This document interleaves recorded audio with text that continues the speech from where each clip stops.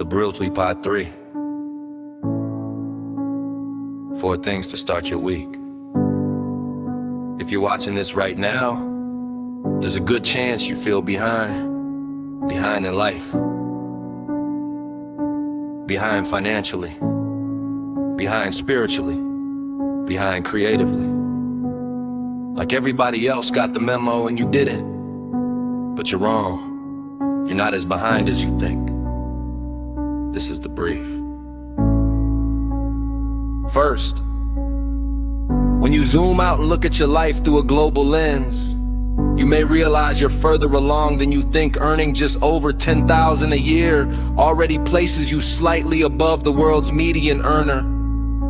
And a full-time job at 10 hours an hour, about $2,800 a year, puts you in a richer slice of humanity than billions living on less. Around $20,000 a year sits roughly in the 85th percentile worldwide, meaning on paper you're not at the bottom, you're somewhere in the middle to upper tiers of the global income ladder. And part of why it doesn't feel that way is because social media, vacation photos, highlight reels, and gossip often sell a very convincing lie, one designed to keep you running faster on a wheel you didn't even build, chasing success that's always just out of reach.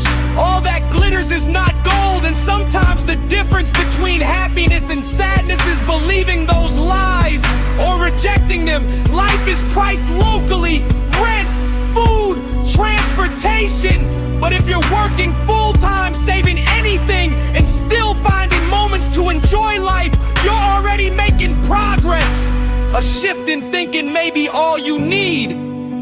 Second, if you've ever been told your generation is lazy or irresponsible, the data tells a different story. Nearly 40% of millennials earn college degrees by their late 20s or early 30s, about double the rate of baby boomers at the same age.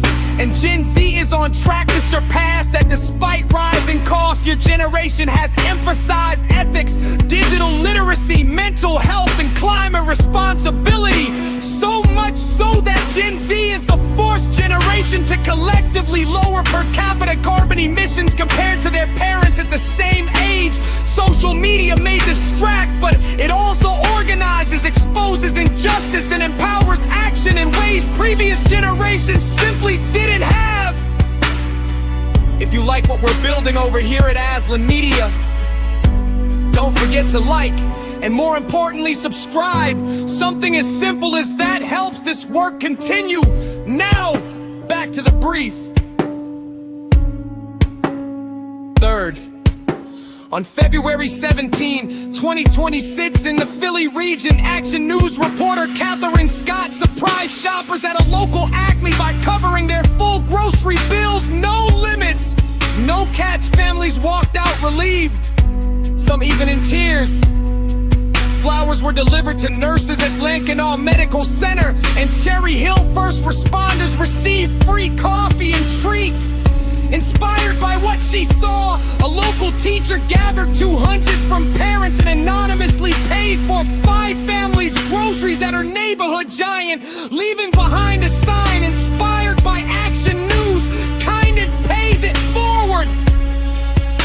Kids cheered, strangers recorded the moment, and many others stepped in to do the same even after the cameras were gone. Generosity spreads. Maybe humanity is further along than we thought. Lastly, you've probably heard the criticism, but across the globe, Christian churches and organizations provide an estimated 40–50% of all humanitarian aid, contributing over $500 billion in charity each year. Churches feed 1 in 7 Americans weekly, help reduce poverty through education and microloans, operate most U.S. homeless shelters, and support foster care and adoption at scale. Even here in Philadelphia, local churches partner with Phil Abundance to meet real needs. Scripture says you will know a follower of Jesus by their love. And if you haven't experienced his love today, receive him now. He's knocking at the door of your heart. Will you let him in? Say, Jesus is Lord, and I believe God raised him from the dead.